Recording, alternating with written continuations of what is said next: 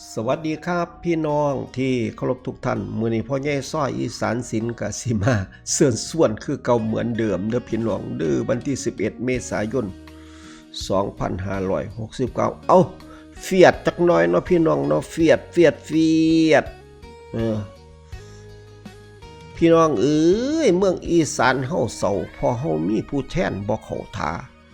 เลือกเข้ามาบ่เป็นกาวย้อนเฮานั่นเห็นแก่เงินสั่นแล้วพี่น้องที่หลังกะคิดให้ดีๆเด้อพี่น้องเด้ออย่าเห็นตะแกงเงินนะเหลือตนพี่น้องบ้านเฮาสุขุสุคนครับเขายากมากแพงเขาก็ราคาถูกเนาะพี่น้องเนาะส่วนน้ำมันก็ราคาแพงสินค้าอุปโภคบริโภคก็เรียกว่าอยู่เทิงฟ้าแหล่ๆแล้วพี่น้องเอ้าลืมจากคณะแรกครับระเบียบวัฒนศิลป์เด้อพี่น้องเด้ออยู่ที่บ้านปากห้วยฝางตำบลบังเพิ่มอำเภอศรีส้มพูจังหวัดขอนแก่นครับไปครับบ้านปากห้วยฝางครับพี่น้องให้กำลังใจกับต่าวหยังแล้วก็คำผลรวมมิตรครับพิธียกโซฟาฉลองอุโบสถวัดสุขประดิษฐ์เด้อพี่น้องเด้อบ้านโคกกลางตำบลหนองแคนอำเภอปทุมราชจังหวัด101ครับพี่น้องปฐมบันเทิงศิลป์ครับบ้านโน้นสวรรค์ตำบลโน้นราศีอำเภอบลบือจังหวัดมหาสารคามครับส่วนหมอลำรัตนศิลป์อินตาไทยราชครับแสดงอยู่ที่วัดศรีเวรุวันบ้านวังไผ่ตำบลตลาดพัฒนาอำเภอเมืองจังหวัดมหาสารคามครับพี่น้องหมอลำใจเกินร้อยบอยซิลีไส้ครับงานผ้าป่าสามัคคีเด้อพี่น้องเด้ออยู่ที่วัดแสงจันทร์บ้านโน้นหนองข้องตำบลเขินอำเภอน้ำเจียงจังหวัดศรีสะเกษครับส่วนคอนเสิร์ตคุณแอนอรดีครับเมื่อแรงนี่ทำการแสดงอยู่ที่ซัมเมอร์แคมป์เด้อพี่น้องเด้อกิโลเมตรที่8ตำบลสนามไส้อำเภอเมืองจังหวัดสุพรรณบุรีครับพี่น้องครับหมอลำเสียงวิหกนกพงศกรครับสีทำการแสดงอยู่ที่วัดหนองกันง่าตำบลหนองโบด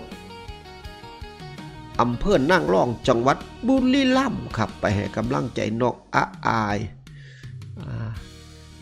นกพงศกรด้วยครับเมื่อแรงนี่แล้วก็มาล่ำเสียงสกิดใจครับท็อปธนาไส้สิแสดงอยู่ที่เทศกาลตำบลผู้เขียวขออภัยครับเทศบาลตำบลผู้เขียวด้วยพี่น้องดื้ออำเภอผู้เขียวจังหวัดชัยภูมิครับหมอลำเสียงแก้วแต้วสุกัญญาครับสิแสดงอยู่ที่วัดกะลั่นท่าลาบตำบลกะลั่นท่าอำเภอเมืองจังหวัดบุรีรัมย์ครับ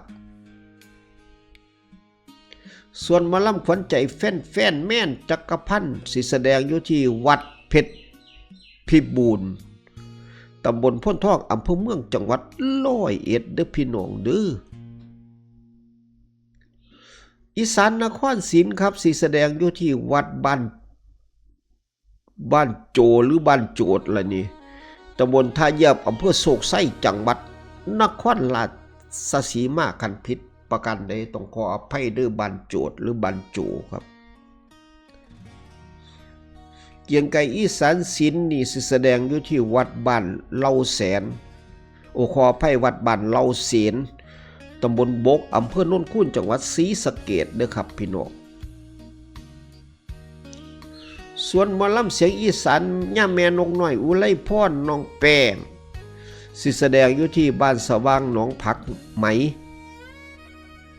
ตำบลทุ่งสว่างอำเภอวังหินจังหวัดศรีสะเกษครับศิลปินผู้ไทย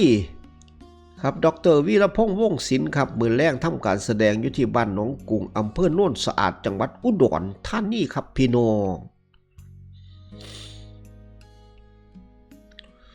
ส่วนสาวน้อยเพชรบ้านแพงครับสิแสดงอยู่ที่บ้านศิลาทองตำบลบึงพะไลอำเภอแก่งสนามนางจังหวัด นครราชสีมาครับสาวน้อยลำเพิ่นโซ่สิแสดงอยู่ที่ห้างหุ้นส่วนจำกัด3 อินทรานสปอร์ตตำบลหนองไผ่อำเภอแก่งคอจังหวัดชัยภูมิครับมื้อแรงนี้ดินฟ้าเป้าเด้าฟ้าปิ่นแบบเต็มวงเด้อพี่น้องเด้อมื้อแรงนี้อยู่ที่บ้านหนองบัวพรมตำบลหนองควันไทยอำเภอภูเขียวจังหวัดชัยภูมิครับ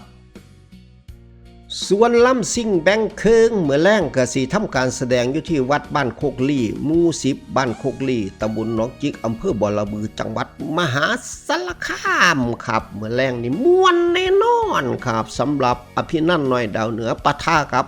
สุนิสาเสียงเล่ๆเด้อเมื่อแรงพี่น้องตามมาด้วยแม่ทัพดอกเหมยครับสิทำการแสดงอยู่ที่สวนน้ำไส้มงคล168วอเตอร์ปาร์คเด้อพี่น้องบ้านหินกองเหนือตำบลหนองคามอำเภอแก่งคอจังหวัดชัยภูมิครับแล้วก็ใบเฟิร์นดาวกระจายครับบ้านทรัพย์สมบูรณ์เด้อพี่น้องตำบลดูนศาสตร์อำเภอกระนวนจังหวัดขอนแก่นครับม่วนแน่นอนครับเต็มวงเด้อพี่น้องเด้อสำหรับผู้ใหญ่บ้านฟินแลนด์มื้อแรงก็ได้ครับคอนเสิร์ตโตเกียวมิวสิกเนาะครับเนาะครบรอบ17 ปีล้าน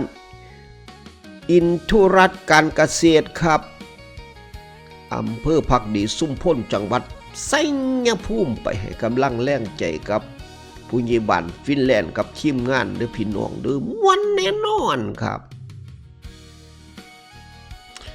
แล้วก็ปิดท้ายด้วยคอนเสิร์ตรวมสมัยไม่พัสลีครับสิทำการแสดงอยู่ที่